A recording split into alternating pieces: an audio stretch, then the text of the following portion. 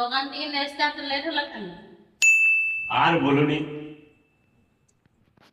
বাজারেতে একটা সুন্দর বউ আর একটা সুন্দর লোক ঝগড়াঝাটি করছে। তারপরে শুনলাম যে লোকটার মেয়ের সাথে চক্কর আছে একটা বউয়ের সাথে।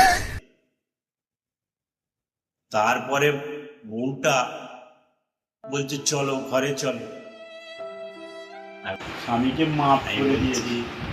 আমি যদি এরকম কোনোদিন মেয়ের সঙ্গে কিছু করে ফেলি, তুমি আমায় মাফ করে দেবে? আমি মাফ করার কে? মাফ তো করবে তোমাকে উপরওয়ালা।